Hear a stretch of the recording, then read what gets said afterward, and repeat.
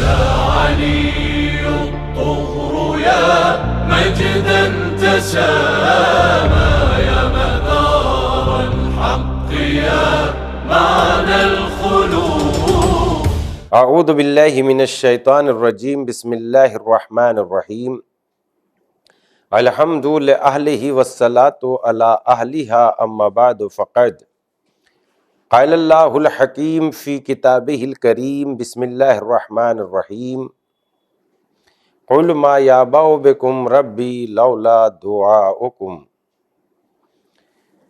السلام علیکم ورحمۃ اللہ وبرکاتہ. شرح دعائے کمیل میں آپ سبھی کا استقبال خیر مقدم ہے.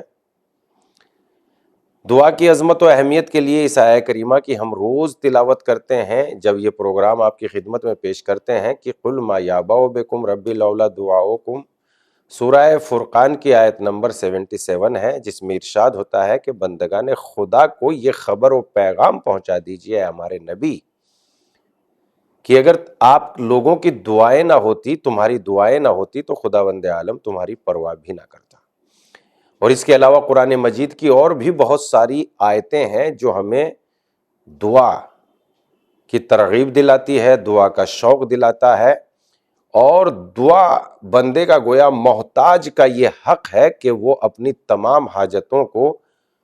اس خالق و مالک کی بارگاہ میں پیش کرے جو ہر چیز سے بے نیاز ہے، یعنی غنی مطلق ہے، وہ کسی چیز کا محتاج نہیں ہے. اور جس کے پاس جو ہوتا ہے وہ عطا کر دیتا ہے. ظاہر سی بات ہے انسان جب بیمار ہو جائے گا، چونکہ جانتا ہے کہ دوائی دینا ڈاکٹر کے اختیار میں ہے تو ڈاکٹر کے ہی پاس جائے گا. جب انسان کسی دوسری تحریر کے سلسلے میں سوچتا ہے، مثلاً کوئی گورنمنٹ قانون کے اعتبار سے کوئی فیصلہ کرنا چاہتا ہے تو کسی لائر کے پاس جائے گا، کسی وکیل کے پاس جائے گا. اسی لیے انسان جس کے پاس جو ہوتا ہے اسی کے پاس جاتا ہے.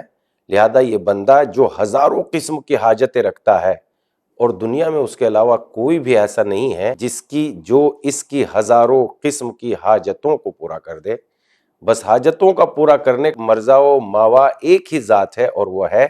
ذات پروردگار، جس کے لیے قرآن مجید میں یہ الفاظ استعمال ہوئے ہیں قل هو اللہ احد اللہ الصمد. تو اس اعتبار سے ہم دیکھتے ہیں کہ دعا بندے کا جو محتاج ہے وہ اس کا ذاتی حق ہے، بلکہ عینی حق ہے، بلکہ فریضہ ہے کہ اللہ کی بارگاہ میں اپنی حاجتوں کو پیش کرتا رہے. دعائے کمیل ہم نے کیوں انتخاب کی ہے؟ چونکہ ہمارے پاس دعاؤں کا عظیم سرمایہ ہے اور دعائے کمیل بہت عظیم دعا ہے. اس کے الگ الگ فقروں کے سلسلے میں جو معرفتوں سے لبریز ہے ہم آپ کی خدمت میں بات کر رہے ہیں.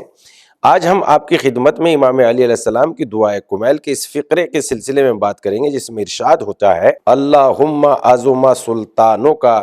خدایا تیری سلطنت عظیم ہے، تیری بادشاہی عظیم ہے.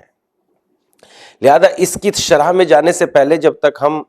2-3 جملے پیچھے نہیں چلے جائیں گے، یعنی اس دعا کے 2-3 جملے پہلے سے ہم نہیں تلاوت کریں گے، نہیں پڑھیں گے، تو اس جملے کی عظمت اور اہمیت کا اتنا احساس نہیں ہوگا جتنا 2-3 جملے پہلے سے ہم پڑھ کے اس دعا کی عظمت کا احساس کر سکتے ہیں.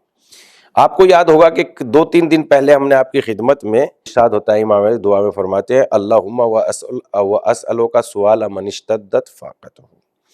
خدایا میرا سوال تیری بارگاہ میں اس بے نوا کے جیسا ہے جس کے فاقے شدید ہو. اور اس سلسلے میں یہ بات بتائی تھی کہ کائنات کی یہ رواں دواں ہونا، کائنات کا یہ رواں دواں ہونا، مخلوقات ہر جاندار کا منہ چلنے کے لیے کائنات کا رواں دواں ہونا ضروری ہے. اگر سورج آسمان پہ نہ چمکے تو بخارات نہ پیدا ہو، پانی میں حرارت نہ ہو، پانی میں حرارت نہ ہو تو بارش کے لیے بادل نہ اٹھے، بادل نہ اٹھے تو برسات نہ برسے، برسات نہ برسے تو زمین میں قوت روائیدگی پیدا نہ ہو. اور جب زمین میں قوت روائیدگی پیدا نہیں ہوگی تو زمین جو ہے کسی چیز کو پیدا ہی نہیں کرے گی، تو نہ کچھ کھانے والی چیز پیدا ہوگی اور نہ کھانے والے زندہ رہ جائیں گے. یہ تو انسان یہ پوری کائنات رواں دواں ہے اور اس پوری کائنات کا نظام ہی ہر جاندار کو کھلا رہا ہے. ورنہ انسان کے لیے واقعاً اگر یہ کائنات کا نظام کام کرنا چھوڑ دیں تو اس کے فاقے اتنے شدید ہیں کہ اس کا کوئی منہ چلنے کے لیے رزق پیدا نہیں کر سکتا، اس کے علاوہ کوئی رازق ہے ہی نہیں. اس کے بعد یہ بات پیش کرتے ہوئے اس کے بعد وہ انزل بک عند الشدائد حاجتہ، اور جس نے اپنی حاجتیں تیرے سامنے رکھ دی ہوں، چونکہ پہلے یہ بتایا گیا کہ ہم ایسے فقیر و بے نوا ہیں کہ جن کے فاقے شدید ہوں، یعنی جن کی فاقوں کو کوئی فاقہ کش ہی نہ ہو، کوئی فاقہ کھلوانے والا ہی نہ ہو، بس تو ہی ہے جو سب کے فاقوں کو، بھوک کو جو ہے غذا سے بدل دیتا ہے، اس کا مخلوقات کی غذا کا انتظام کرتا ہے۔ وَأَنزَلَ بِكَ عِندَ الشَّدَائِدِ حَاجَتَهُ، اور جس نے اپنی حاجت کو تیرے سامنے رکھ دی ہو، اور تیرے علاوہ کوئی ایسا ہے ہی نہیں جس کے سامنے اپنی حاجتوں کو رکھا جائے۔ اس کے بعد اب اس دعا کے اس فقرے پہ آپ آ جائیے جس میں امیر المومنین علی علیہ السلام نے ارشاد فرماتے ہیں، اللہم عظم سلطانوں کا، اور میں تیری بارگاہ میں اس لیے حاجتیں لے کے آیا ہوں، اور جو ہر حاجتیں ہم نے تیری بارگاہ میں رکھی ہے، اس کی وجہ یہ ہے اللہم عظم سلطانوں کا، اس لیے کہ تیری سلطنت بہت عظیم ہے، تو بڑی عظیم سلطنت اور بادشاہی کا مالک ہے۔ اور یہاں اس بات کی طرف اشارہ کیا گیا ہے، اگر غور کیا جائے کہ دنیا میں جتنی بھی بادشاہی ہیں وہ سب اعتباری ہے۔ اعتباری یعنی ان کا حقیقت سے کوئی تعلق نہیں ہے، لیکن دنیا کے جتنے بھی بادشاہ ہیں یا جو سلطنت رکھتے ہیں، آج بادشاہ ہیں کل نہیں رہ جائیں گے، کل بادشاہ نہیں تھے آج ہیں اور کل نہیں رہ جائیں گے۔ لہذا اس اعتبار سے ہم بہت متوجہ ہوں کہ دنیا میں جسے بھی جو اختیار ہے وہ ختم ہونے والا ہے، اور جب وہ اختیار ختم ہو جائے گا تو اعتباری ہے، وہ سلطنت اس کے کوئی کام آنے والی نہیں ہے، اور بس اتنی سی کام آتی ہے جس کا ایک پورے کا پورا آئینہ امیر المومنین علی بن ابی طالب علیہ السلام نے نہج البلاغہ کے خطبہ اشباع میں پیش کیا ہے۔ واقعاً اگر ان باتوں پر بندہ توجہ کر لے تو امام نے اس طریقے سے کہ انسان ذرا اپنی پیدائش اور اپنی زندگی کے بارے میں غور کر کہ جب خداوند عالم نے تجھے صلب پدر سے رحم مادر کی طرح منتقل کر دیا تو ایک بے جان بے نظر آنے والی شے، یعنی جو دیکھا بھی نہ جا سکے ایسے جرثومے کی صورت میں تو صلب پدر سے یعنی باپ کی طرف سے ماں کی رحم کی طرف منتقل ہوا۔ توجہ رکھیے گا کہ ہم نے آپ کی خدمت میں اس جملے کی تشریح کرتے ہوئے یہ بات کہی ہے، اللہم عظم سلطانوں کا، تیری سلطنت تیری بادشاہی عظیم، اور چونکہ دنیا میں جس کو بھی جو اختیار ہے وہ اعتباری ہے، آج ہے کل ختم ہو جائے گا، اور جتنا بھی اختیار ہے وہ بس ایک محدود ہے، یعنی پیسے کمائے، پیسوں سے جو ہے صرف ضرورتوں کی چیزیں لی جا سکتی ہیں، باقی اور کچھ نہیں، موت کو نہیں بدلا جا سکتا۔ کہیں ایسا نہیں ہو سکتا کہ پیسوں کے بدلے میں، دولت کے بدلے میں زندگی خریدی جا سکے۔ اگر ہوا اپنا رخ بدل لے اور ہوا بالکل بند ہو جائے تو پیسوں سے جو ہے ہوا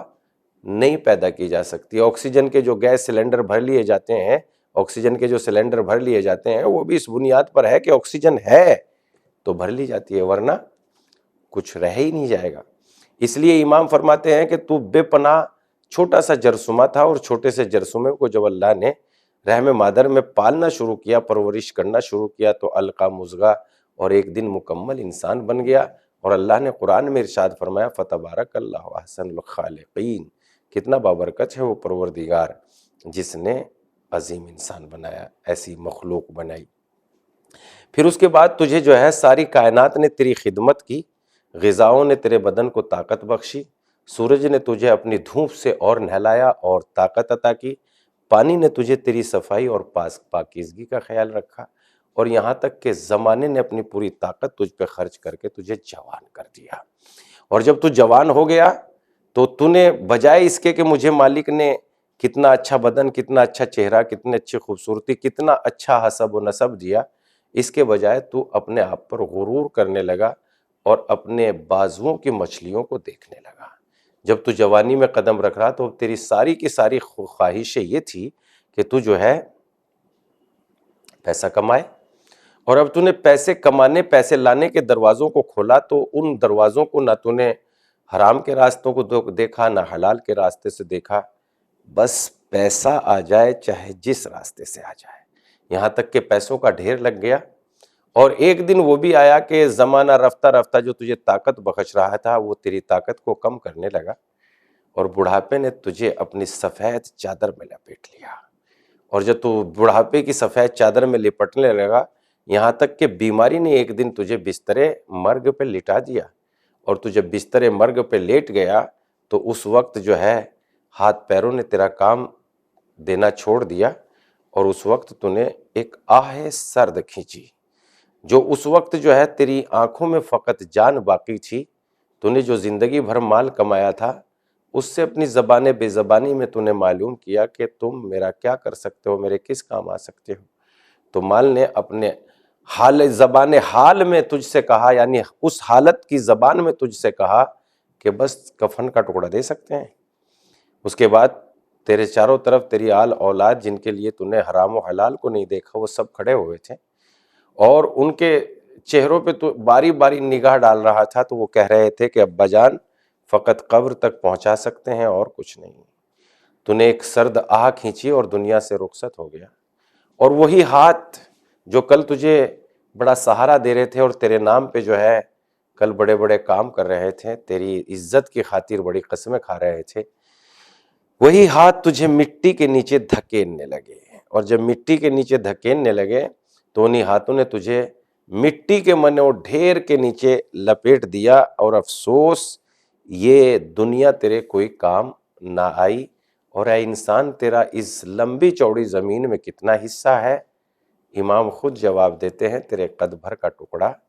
وہ بھی اگر تیرے مقدر نے ساتھ دیا۔ تو انسان کے پاس جتنی بھی طاقت و قدرت ہے وہ سب اعتباری ہے، حقیقی نہیں۔ اگر اس کے پاس جو طاقت تھی پیسے کی دولت کی آدمی کی، اگر یہ حقیقی طاقت ہوتی تو موت کبھی اس کے نزدیک نہیں آ سکتی تھی، مگر اس کے پاس کوئی طاقت حقیقت میں نہیں، اعتبار میں ہے بس، کہ ہاں میرے پاس طاقت ہے، میرے پاس پیسے ہیں، اور جو بھی وہ اعتبار بھی ایک وقتی ہے، تھوڑے دنوں کے بعد وہ اعتبار بھی ختم ہو جاتا ہے۔ تو اس لحاظ سے انسان کو جو ہے اللہ کی سلطنت کا اقرار کرنا چاہیے۔ جتنے لوگوں کو بھی سلطنت اور بادشاہتیں ملی ہیں دنیا میں، ان کی کوئی نہ کوئی مدت میعاد موجود ہے، لیکن خدا ایسا عظیم بادشاہ ہے کہ جو اس کائنات کا حقیقی مالک بھی ہے اور حقیقی بادشاہ بھی ہے۔ جب چاہتا ہے اس مٹی کو، یہ مٹی رہتی ہے، جب چاہتا ہے پتھر بنا دیتا ہے، جب چاہتا ہے سونا بنا دیتا ہے۔ مٹی میں نہ جانے کتنے خداوند عالم کی طاقت بے انتہا، اس کی قدرت لامحدود۔ اس اعتبار سے امیر المومنین نے یہاں اس بات کی طرف اشارہ فرمایا ہے، اللہم عظم سلطانوں کا، خدایا تیری سلطنت عظیم ہے،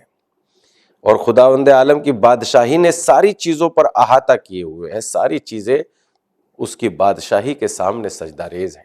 یہاں تک کہ وہ فرشتے جو بے پناہ طاقت و قدرت کے مالک ہیں وہ بھی پروردگار عالم کی بادشاہی کے سامنے سجدہ ریز ہیں،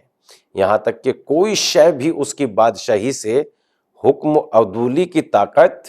نہیں رکھتی، اور جب حکم عدولی کی طاقت نہیں رکھتی تو اسی بات کو امیر المومنین نے بہت عمدہ پیرائے میں ان باتوں کی طرف توجہ دیتے ہوئے کہ سب کی بادشاہی محدود ہے، وقتی ہے، مگر خدا کی بادشاہی بہت عظیم ہے۔ تو اس لیے ہمیں بہت توجہ رکھنی چاہیے کہ خدا کی بارگاہ میں ان فکروں کو کہ سب کے فاقے، سب کی پریشانیوں کو خدا دور کرنے والا ہے، اور بس وہی حقیقی سلطنتوں کا مالک ہے۔ اگر ہم معرفت پروردگار کے اس رتبے تک پہنچ جائیں گے تو انشاءاللہ ہماری بہت ساری فضیلتیں ہمارے اندر داخل ہو جائیں گی، اور بہت ساری ذلتوں سے ہم آزاد ہو جائیں گے۔ معرفت ہی انسان کے لیے عزتوں کا سبب ہے، اور بے معرفتی ہی انسان کی ذلتوں کا سبب ہے۔ خدا کی بارگاہ میں دعا کرتے ہیں کہ ہمیں خدا اس کی معرفت حاصل ہو جائے، ایسی توفیق عنایت فرما، اور جب ہم معرفت میں داخل ہو جائیں گے تو لطف دعائے کمیل کے پڑھنے کا لطف کچھ اور ہی ہوگا۔ انشاءاللہ پھر حاضر ہوں گے آپ کی خدمت میں ہم دعائے کمیل کے اگلے کسی فقرے کے ساتھ، تب تک کے لیے ہمیں دیجیے اجازت۔ والسلام علیکم ورحمۃ اللہ وبرکاتہ۔ خدا حافظ۔